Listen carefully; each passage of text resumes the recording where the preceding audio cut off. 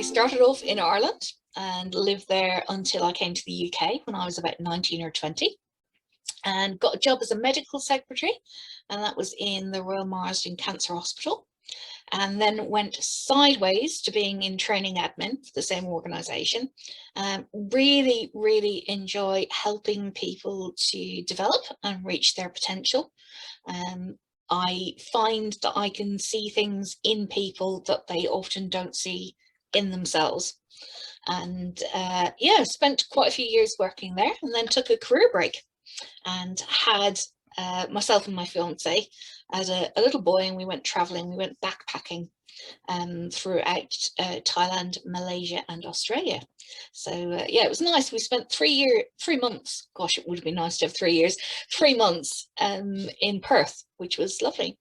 Came back to the UK, and then I started working for the local council in their training team, and that was a whole other world, and that was in the community services directorate, so basically social services, and I got a flavour of what it's like from the social care professionals' point of view, and the infrastructure and what they're up against, and the training that they get, and that was a bit of an eye-opener.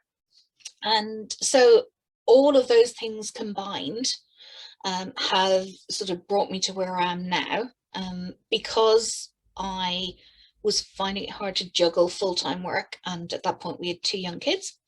And I thought, you know what, I need a career change. I was finding, because part of my job at the council was a management role, and I found that the days that I was training were the days I was happiest, not really liking the whole sort of, you know, managing annual leave and all that malarkey. So I thought, right, and ended up becoming retraining, completely different field, as a Rosemary Conley diet and fitness franchisee, and did that for 3 years. But unfortunately, literally 2-3 months in to that, it was going really well, and I caught a flu type bug, which unfortunately kicked off a whole series of events virus-wise, and I developed ME and also fibromyalgia. Have developed further things since then, but they're my 2 main sort of diagnoses.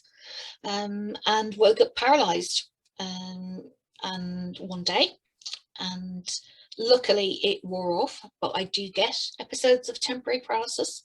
I actually had one yesterday, but I know what's happening now, so we know what to do when it happens. And yeah, so had to hand back the business, and that was what sparked off Swad,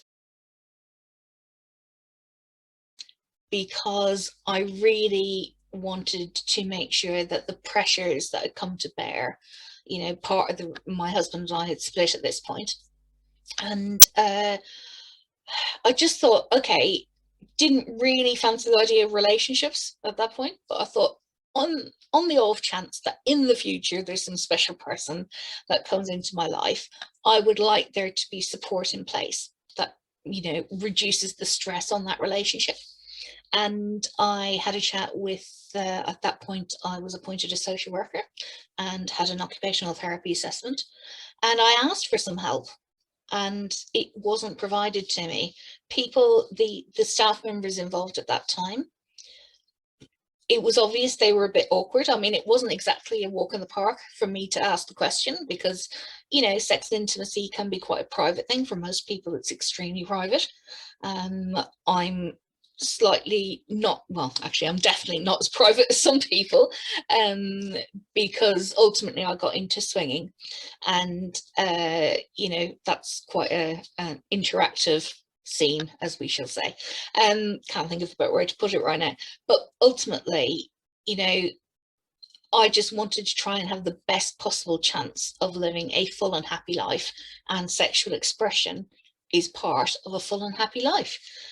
So when I started looking for information, because I didn't get any help or support from the official people that I'd asked, I did a bit of research, and there were 2 books I found, which, considering the amount of people in the world that have sex, you would think there would be more than 2 books available, for relating specifically to disabilities. And one was an American book, which at that time was about 10 years old. Although sex is sex and doesn't necessarily change, but some of the language around it and examples given do change. And so that was out of date and had some American-y stuff in it, which is fine, but sometimes that can rub, you know, people in our part of the world up the wrong way a little bit with just the expressions and spellings. And I thought, okay, is there something in the UK? And I found a book and I ordered a book and I read 5 pages because it was a psychologist type book. And I love the English language, but oh my goodness, you know, I'm not going to name it because it's not fair on the authors. But I just was like, so that's that sits on the shelf as a reminder of what I don't want to do if I write a book. And I just thought there's got to be a better way to do this. There's got to be something we can do. And then it's that sort of entrepreneurial thing where you think, well, if I have this problem, I wonder if anybody else has this problem. And, I'm quite resourceful. I've proven that over and over again. And I just thought, basically sod it. If there's not a proper book out there, then I'll take on the job of doing the book.